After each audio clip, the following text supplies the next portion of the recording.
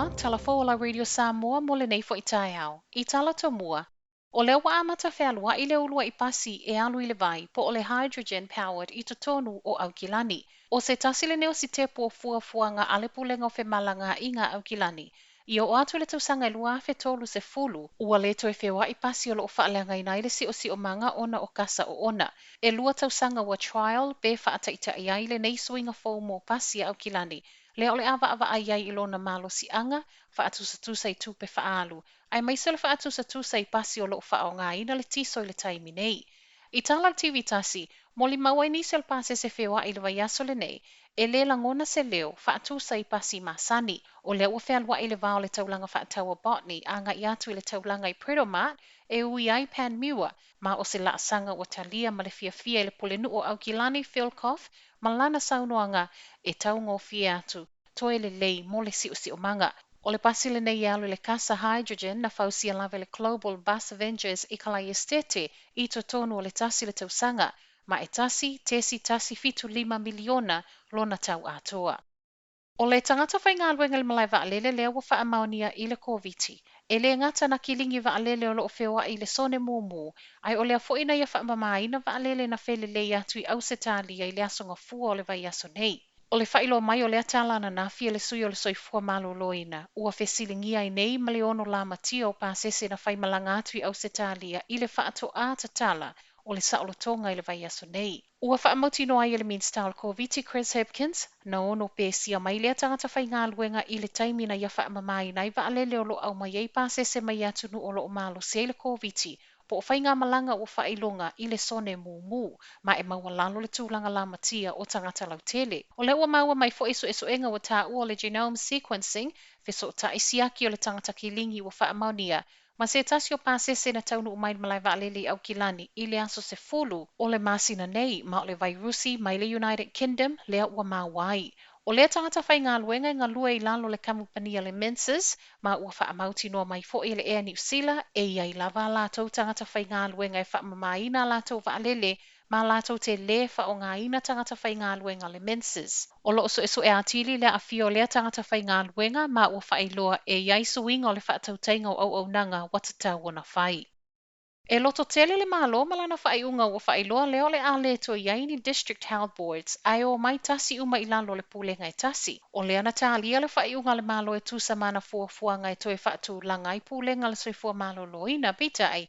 E le iai se manatu le a faamuta au nanga a District Health Boards e lua se fulu lo I le taimi nei. E se maile le to iai o ni DHBs o lea fo'i o le a fausia le pulenga fo ua tā ua le Māori Health Authority faapese tasi o vaenga fo ua tā ua le Public Health Agency. Ai maile tai fono le DHB au pito I te le le atunuu o le faaulu fo I le o le fono tu faatasi a le auso e su e tau le soifua malo loina. Dr. Lester Levy e loto tele le suinga le malo ai tatau o na faatino. O le sefulu walu masino o mua le atau lai lea I fuafuanga matapenanga ma olo iei fuafuanga le malo e o atu I le o ngā tutono o le tausanga fou ua mai a faatu la fonoina. O se tasi o fesili wa tu like mai nei, pe a faafefea neo na toe fetu una I le malo tu pe ua mai a faasafua mai I DHBs, ai mai se o le fetu unai pe fio le alu le pulenga e tasi, le o le a malu umai I lalo le lua se fulu a DHBs I le taimi nei, ai pe fia e alu le pulenga le soifua malo loina a Maori.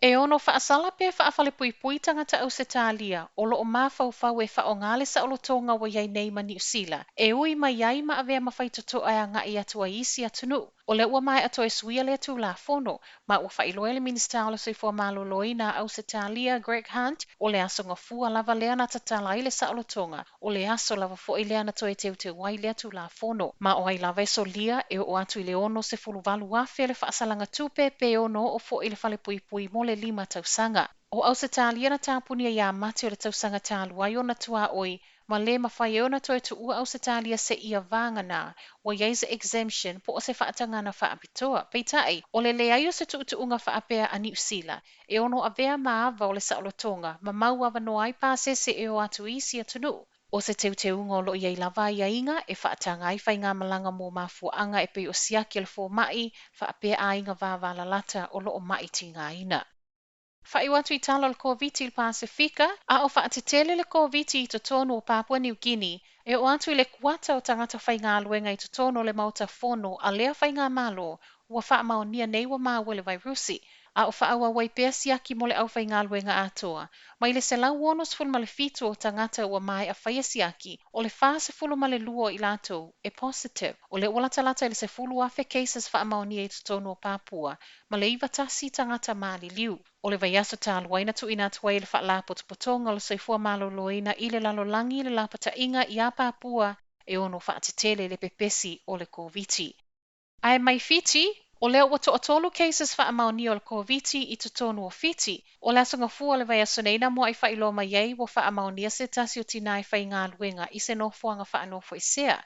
O mai le aso lua, faamaonia lana tamateine, a o ana nafi o se tasi o tina sa iai faatasi ma le tina na mo I maua, I le maliu na whai e le whai unga le vaiaso. Silia ma le lima se lau tangata sai lea maliu, ma ua faailoa I le taitai o lea malo wa maua lunga ai ma le tūlanga la matia o I latou nei le vai rusi, ma lo iei le talitonunga o le soifua maloloina o le a faatupula ia pēr le whai numero o cases faamaonia.